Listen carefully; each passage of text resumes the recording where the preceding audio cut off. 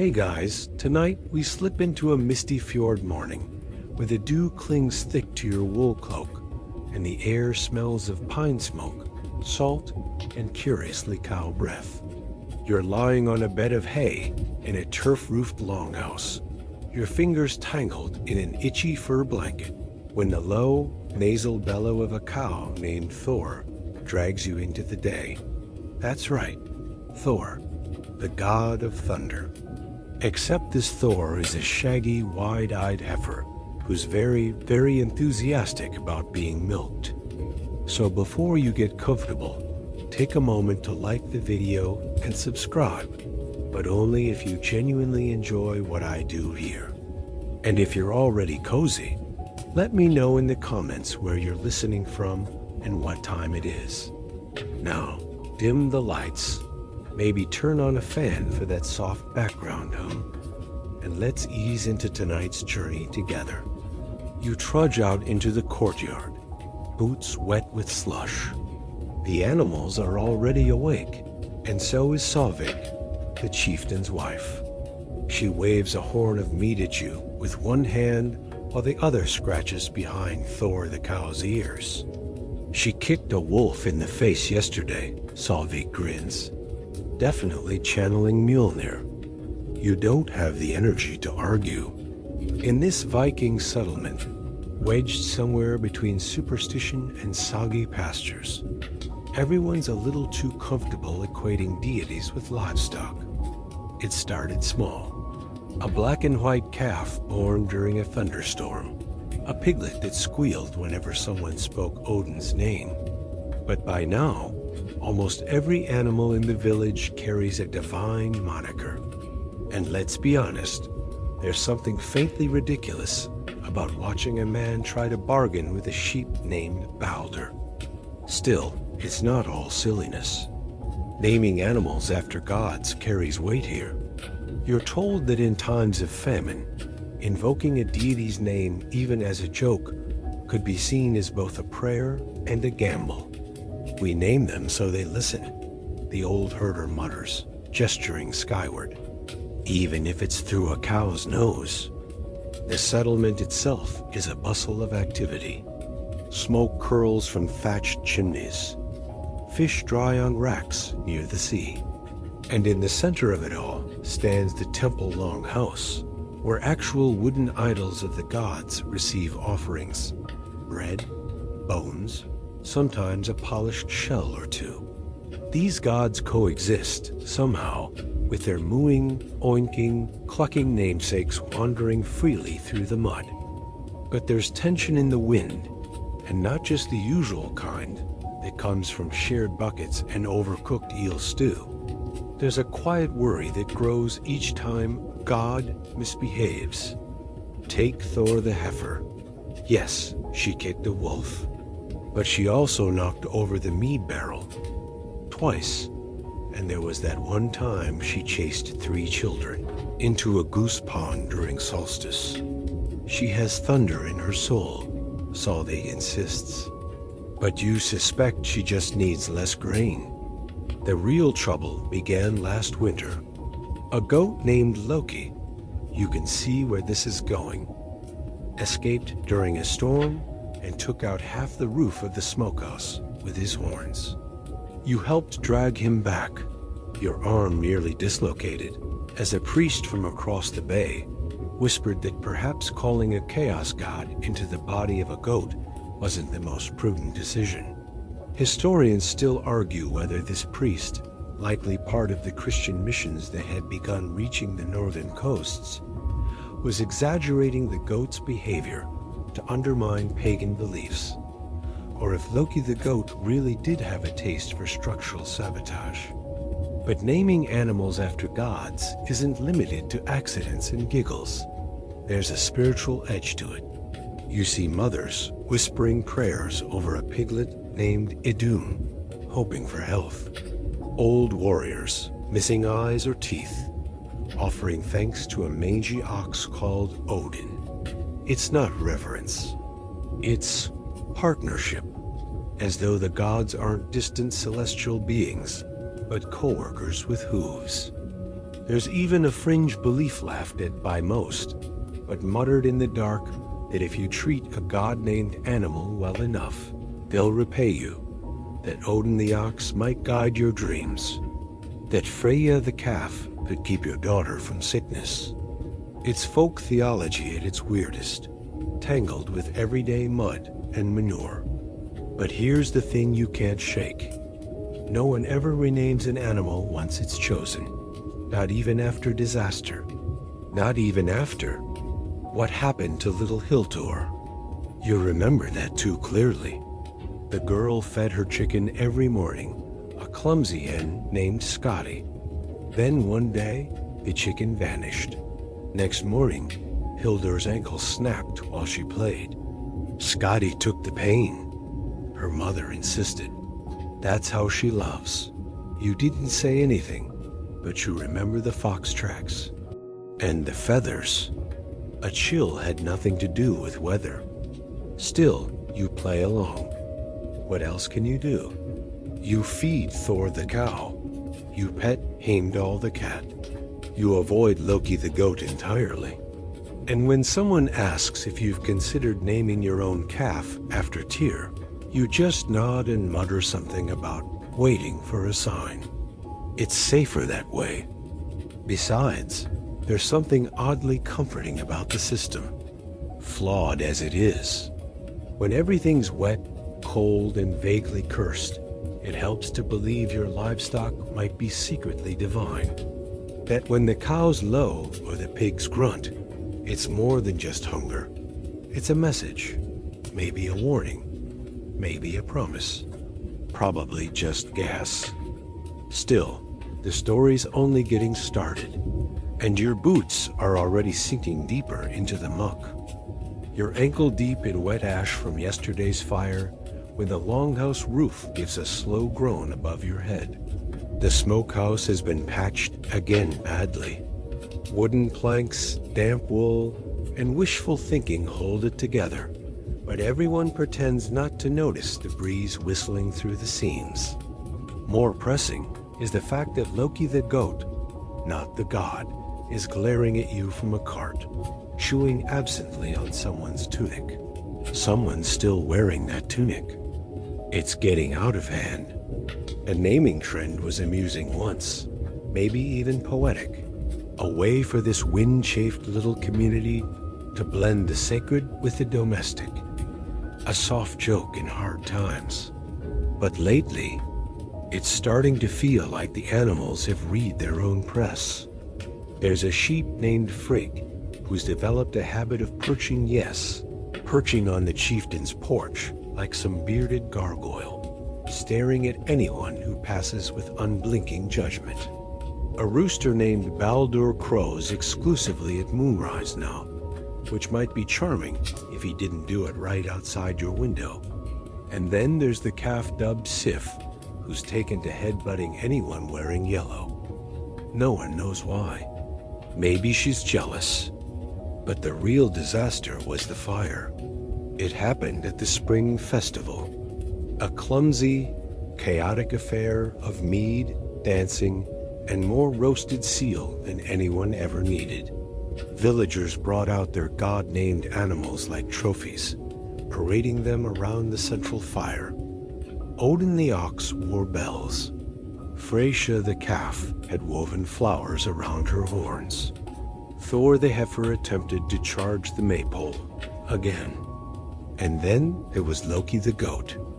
The little menace slipped his leash.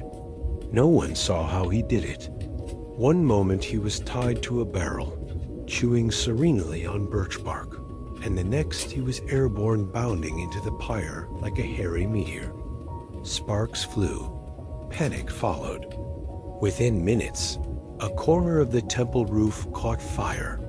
By the time it was extinguished, 3 villagers had singed eyebrows, and the priest was shouting about omens. "You summoned the chaos," he wailed, waving a charred cross. "You named a trickster, and now act surprised when he tricks you." Some villagers laughed. Some didn't. One woman quietly changed her chicken's name from Hel to Henrietta that very night. Historians still argue whether Viking Age settlements really believed animals could channel divine power, or whether these were simply expressions of faith, like hanging Thor's hammer over a cradle or carving runes into a fence post. But in this village, at this moment, belief is thick enough to choke on. There's a meeting the next day. Not a formal thing Vikings didn't really do formal, but a grim circle of fur-wrapped bodies around the fire pit. The chieftain scratches his beard. Solveig glowers protectively over Thor the cow. The priest, red-eyed and soot-flecked, mutters about the wrath of Christ and the idiocy of anthropomorphizing livestock. You sit on a damp log, chewing a strip of dried fish, wondering if anyone will address the obvious. That maybe naming your goat after the god of mischief was always going to end badly. But no one wants to be the first to say it. Eventually, a compromise is offered. You can name your animals after gods, but only good gods. No tricksters. No death deities. No calling yourself Fenrir and expecting her not to eat the fence. Everyone nods. Problem solved. Sort of. Because next week, someone's cow goes missing. She was named Freya. Not a chaos god. Not a death god.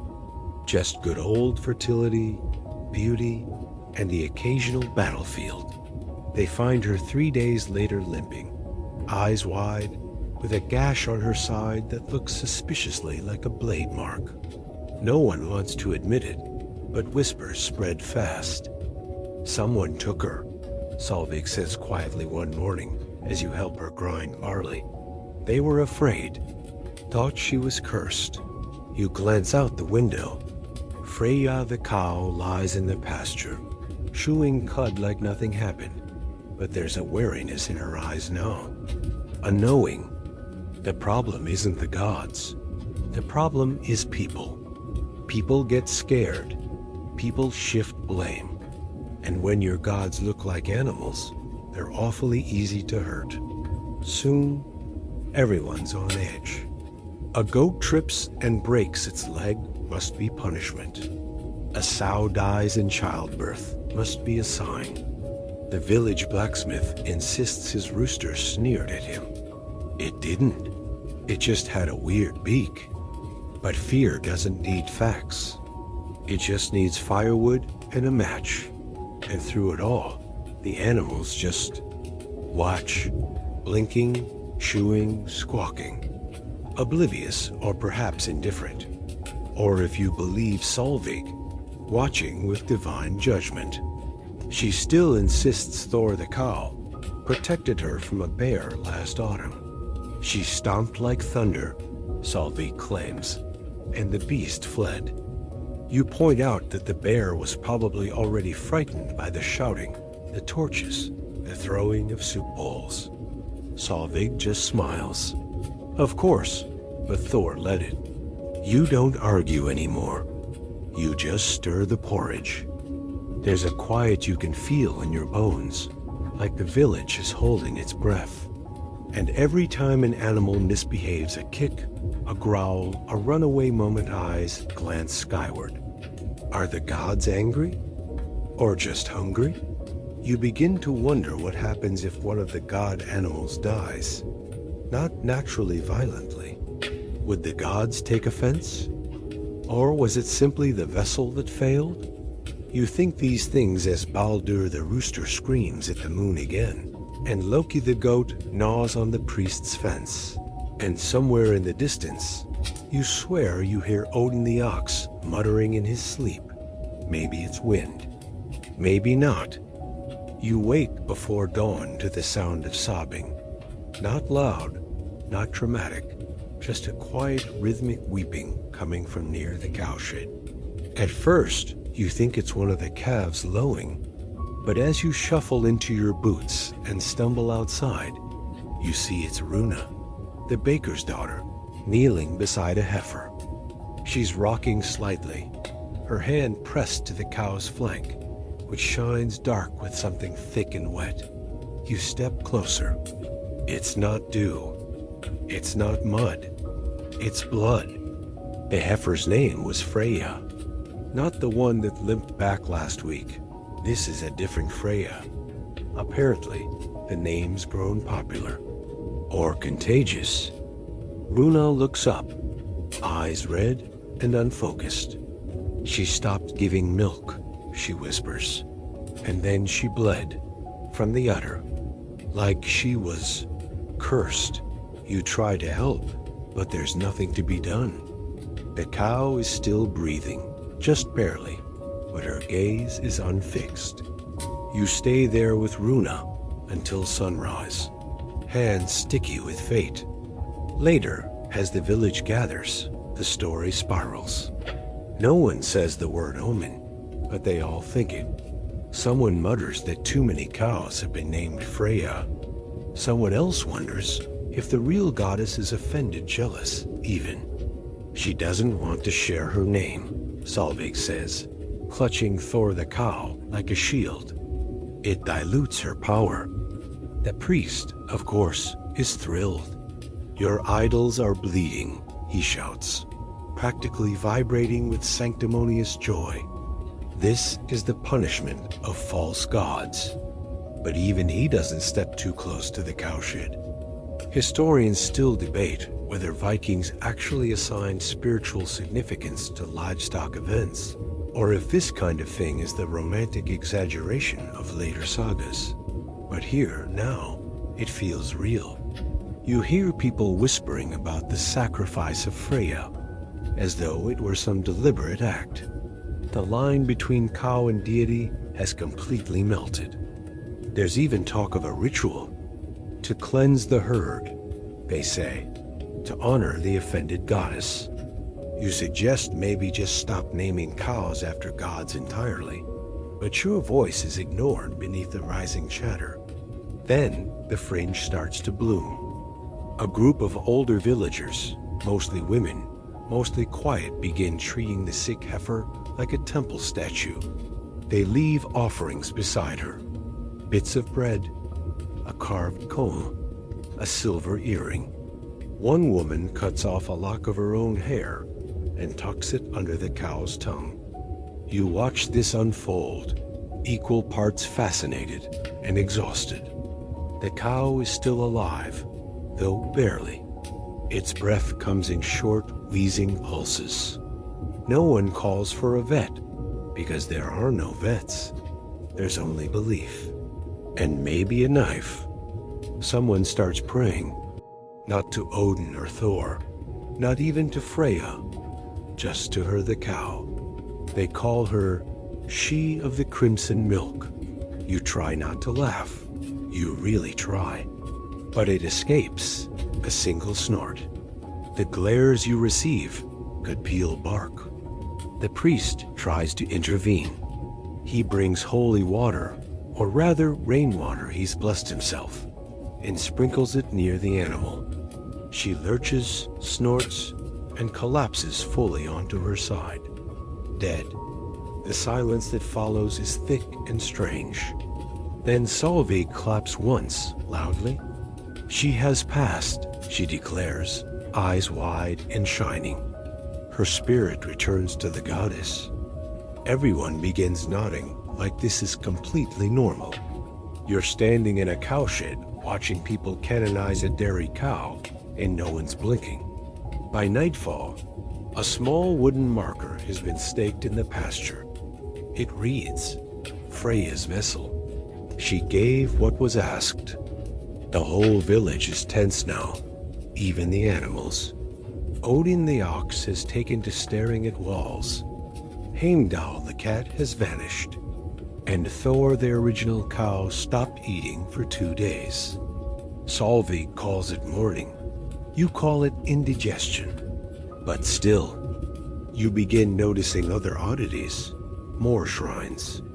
A chicken coop with tiny carved runes above the door. A goat stall that smells faintly of incense.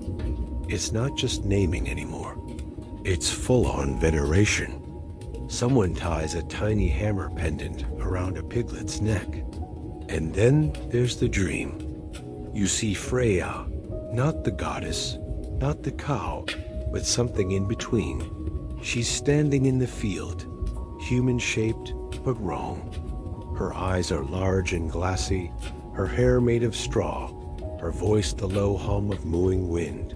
She says nothing, just stares. You wake up with hay in your sleeves. You don't tell anyone. Who would believe you?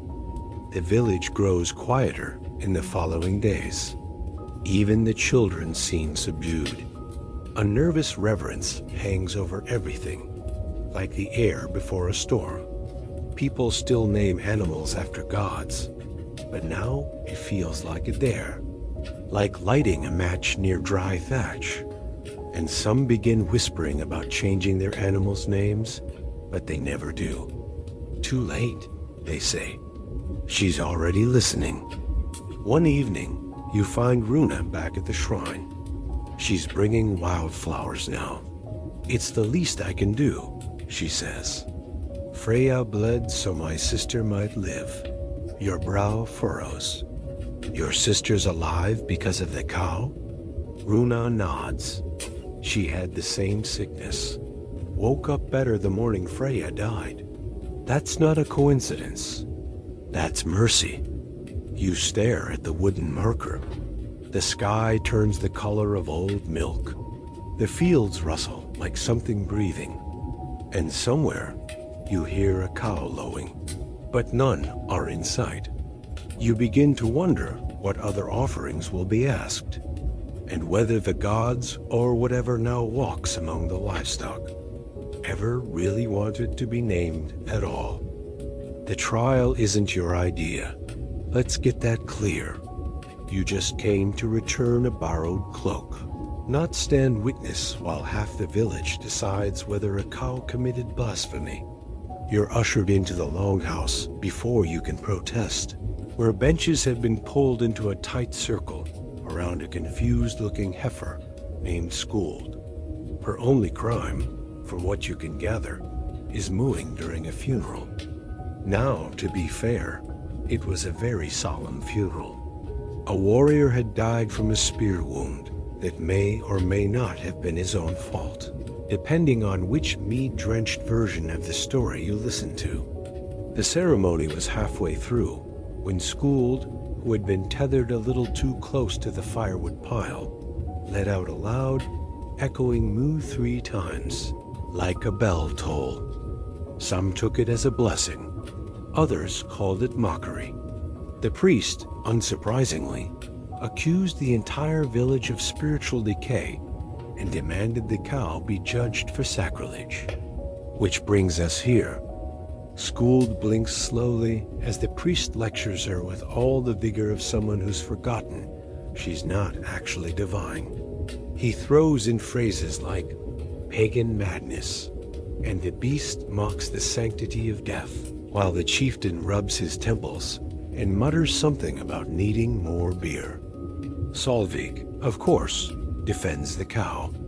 Skuld is wise, she insists. Perhaps she was mourning or foretelling. You know the Norse Skuld is the goddess of what's yet to come. The priest nearly faints. Historians still argue whether any actual judicial process for animals existed in Viking culture. There are later medieval accounts of animal trials, mostly pigs, but they're rare, and usually more about spectacle than justice. Still, your village is forging ahead. Skuld is eventually declared not guilty, but suspicious, which means she's let off the hook, but will be watched very closely the next time someone dies. She's given extra feed, which feels like a win. But the real trouble starts later that night. A traveling priest arrives, different from your regular one, younger, cleaner, and with eyes like cold rain. He's from a coastal monastery, fluent in Latin and condescension. After examining the village, he makes a pronouncement. You are not naming animals after gods, he says slowly. You are making gods of your animals. The silence is long. A chicken squawks in the distance. He continues, "This is idolatry. Worse, it is. Livestock idolatry. You worship manure and chukad. This village must be cleansed." You almost laugh, but then he pulls out a silver crucifix, a book with gold lettering, and somehow a jar of imported oil. He begins blessing everything. The goats, the fence posts, you. No one knows quite what to do. By morning, he started renaming animals, loudly, publicly. This sheep shall no longer be Frigg. She is henceforth Sarah. This pig is not Heimdall. It is Peter. This ox shall not be Odin. He is Gregory. You're not sure whether to be offended for the ox or for Gregory. The villagers don't argue, but they don't obey either. They go back to using the old names once the priest is out of earshot. Solvik even starts giving the animals new titles longer. More formal ones, like Thor, Guardian of the Meadow, and Baldur, Herald of Grain. It's a quiet rebellion, and it spreads fast. Someone paints a mural in the grain shed stylized animals with halos, lifting thunderbolts and keys. Someone else writes a poem about Sif the calf, who sang stars down from the sky. None of it makes much sense. All of it makes perfect emotional sense. The traveling priest, predictably, loses his mind. He demands the destruction of all cow-related icons. One teenager volunteers to help, and immediately paints a sheep in full armor on the side of the temple.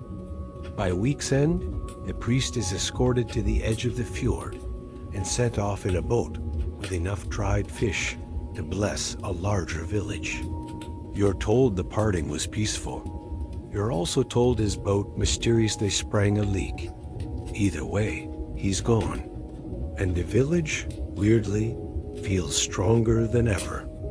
Skuld-the cow has become something of a local celebrity. People bring her braids of dried clover and speak to her in hushed tones. Someone claims she predicted the rain, and from then on, her predictions become a daily ritual. They're about as accurate as chance, but no one minds. Even the priest, your usual one, slightly soggy and very tired, backs off. If they must worship cows, he sighs, at least they aren't setting things on fire anymore. The line between reverence and routine continues to blur. What began as a tongue-in-cheek practice has evolved into a full-blown, mooing mythology. You wonder if any other villages have done this. If somewhere across the mountains, another farmer is kneeling before a chicken named Gerd. There's a strange comfort in it. Naming something gives it weight, shape, permanence. It's easier to hope when the storm god sleeps in your barn and the future speaks in low bovine murmurs. But even so, you can feel the ground shifting. The animals are being elevated. You see it in the children who kneel before a piglet, in the woman who claims her goat whispered her dead husband's name, in the man who swears that Odin the ox looked straight into his soul and forgave him. You don't laugh anymore, because some part of you sleep-deprived, and Hey Scratched believes it too. You never thought you'd see the day a pig had its own altar. And yet, here you are watching 3 grown men carve runes into a stone slab, while a woman lays berries and smoked fish at the feet of Gerd the boar, keeper of prosperity. Gerd, for his part, is snoring loudly, his snout twitching every few seconds, as if dreaming of something only pigs understand. The shrine is small, tucked beneath a pine tree, and surprisingly tasteful. Ferns line the edges. Someone painted a scene of ships across the back, a nod to Njerd's connection to the sea, or at least the mythic version of Njerd. You're pretty sure no one here actually remembers what the original god was responsible for. Trade? Fertility? Bacon? Whatever he was, this pig is now standing in for all of it. And Gerd is not alone. Shrines are popping up everywhere now. There's a modest platform for Sif the calf, decorated with bits of yellow ribbon and a tiny comb carved from bone. A goat named Tyr gets his own corner of the meadow fenced off, so he may train in peace. Someone explains, absolutely straight-faced. Heimdall the cat now has a perch near the longhouse door, framed with driftwood and bones. You walk past a henhouse with actual candles burning outside it. You hope they're supervised. It's absurd. It's beautiful. It's terrifying. The gods have never felt so present and so helpless. Because let's be honest, these are still just animals. They scratch, they eat, they trip over buckets. But now, when they do, everyone reads meaning into it. Sif headbutted a barrel, a sign that the harvest will be plentiful. Thor refused his grain, thunder is coming. Freya's tail flicked left instead of right. You should probably cancel your wedding. You begin to suspect no one is making decisions anymore without first consulting a goose named Idun. It's not a cult, not really. There's no hierarchy, no written doctrine. But there's definitely a pattern now. An unspoken structure of faith built around the barnyard. It's no longer just about naming animals after gods. It's about letting them take the reins of divine responsibility. And that's when the famine hits. It starts quietly, just a few withered crops. A barrel of spoiled grain. A cow that miscarries. But then the fishing nets start coming back empty. And suddenly the village is tense in a way you haven't felt before. Not fearful. Not yet. But ... cautious. Like they're waiting to see what the cows will say. Thor hasn't lowed in 2 days, Solvig says in a whisper, as though the silence itself carries weight. You suggest maybe the cows are just ... cows.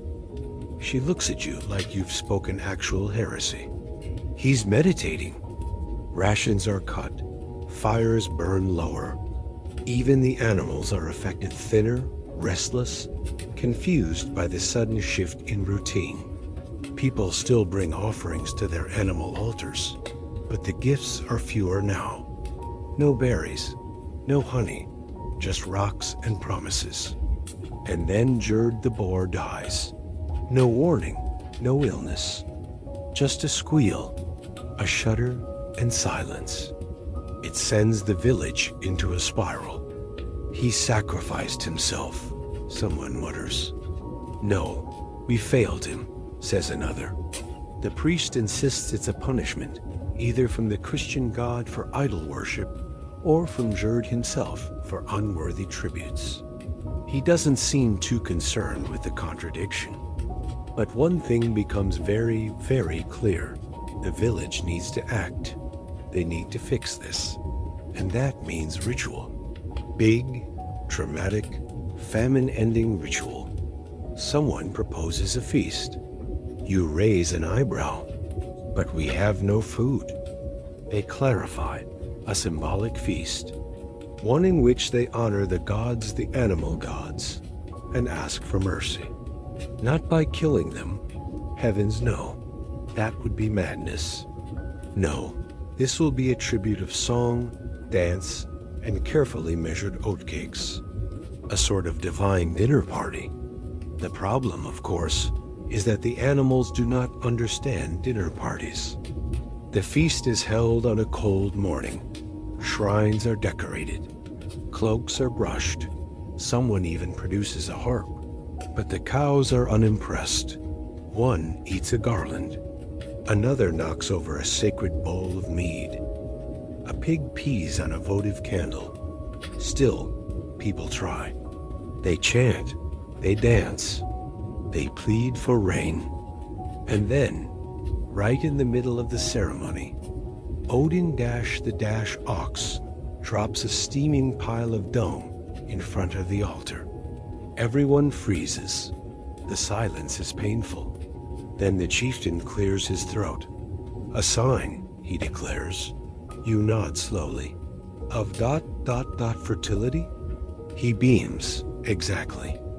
Historians still puzzle over whether ancient agricultural rites involved reading signs from animal behavior.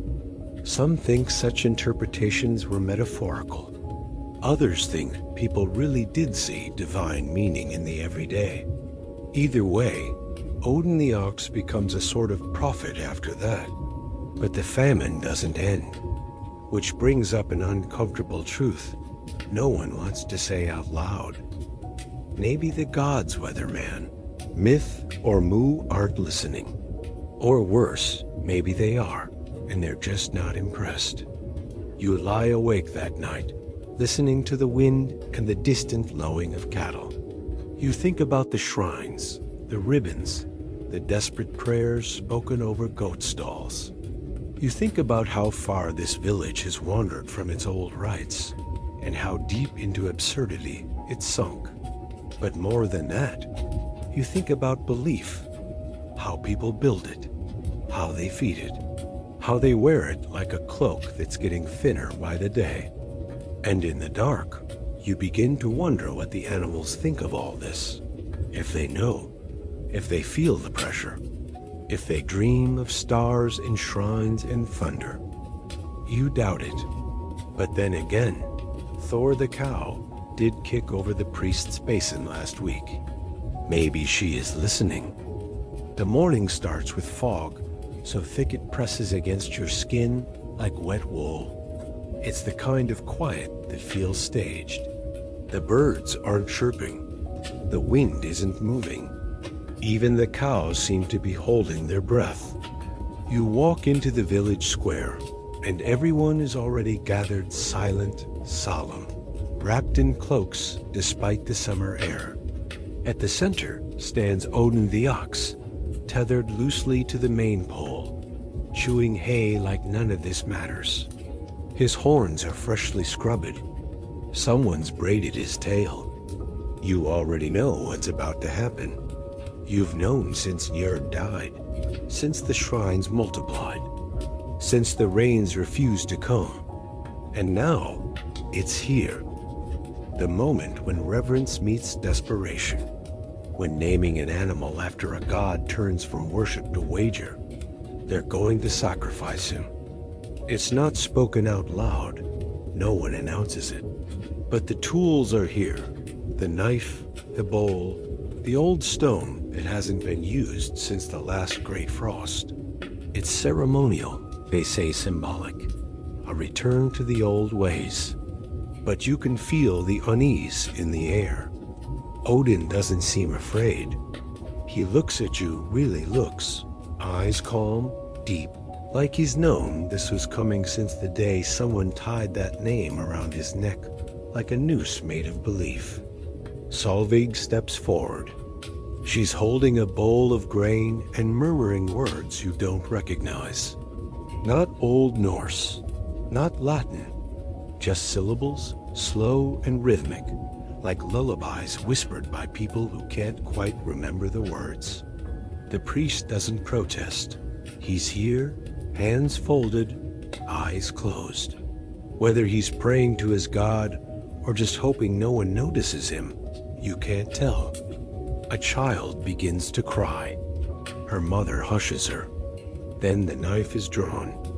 But it never falls, because Odin the ox moves. He lifts his head, stamps once. The sound echoes like thunder through the stone square. Then he bellows loud, deep, long enough to silence everything. A sound like mourning, or warning. And then he sits.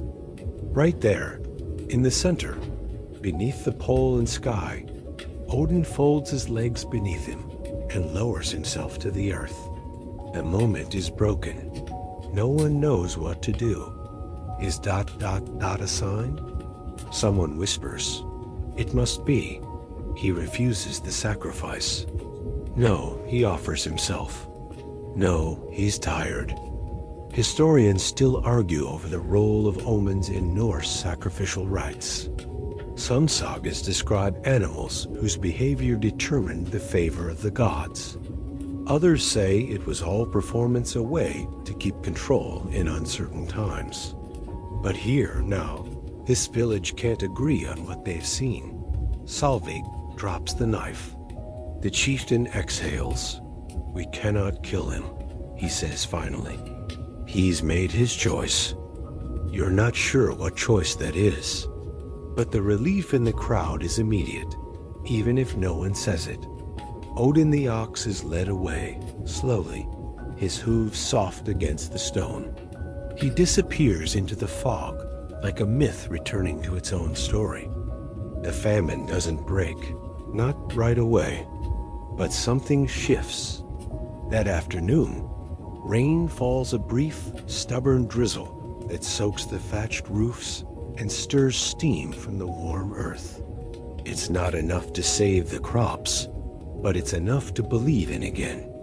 The shrines stay, but they grow quieter, humbler. The garlands rot. The altars are left unpainted.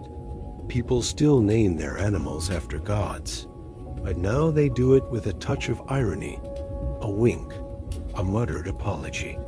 The faith remains, but so does the awareness that they nearly crossed a line. That maybe the gods don't like being dragged into barnyards. You keep working, feeding the animals, fixing fences. You nod at Thor the cow, and she ignores you, as usual. Baldur the rooster still screeches at the moon. And Odin? He doesn't bellow anymore. He just watches, always watching. You don't ask questions, but you do stop calling your calf dear, just in case. The fog drapes the village like a soft blanket now, and the hearth glows low with gentle light. Outside, the last of the mist curls upward toward the stars, and the night settles into a hush too deep for words. You lie back, body warm under wool, and skin chilled from memory. The lowing of cattle fades into a lullaby. Somewhere in the dark, Thor the cow stomps softly in her sleep. A rooster murmurs. A goat exhales. The shrines stand quietly, half forgotten, touched only by moonlight and moss. The animals rest in their stables, not gods, not prophets, just creatures breathing slow and steady, carrying no burdens but their own. And you, wrapped in the echo of old names and soft hay, begin to let go.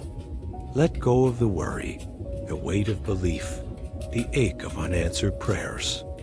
Let go of the shrines, the omens, the quiet eyes that sometimes seem to know too much. Breathe in the scent of wood smoke and damp earth. Feel the warmth of blankets and the rhythm of your pulse sensing with the hush of the pasture. There's peace in the silence. Not certainty, not control, but peace. And as your eyes begin to close, the wind carries a final whisper through the eaves low. Warm, a sound halfway between a laugh and a sigh. Maybe the gods were listening. Maybe the cows were too. Either way, it's enough. Sleep comes easy now.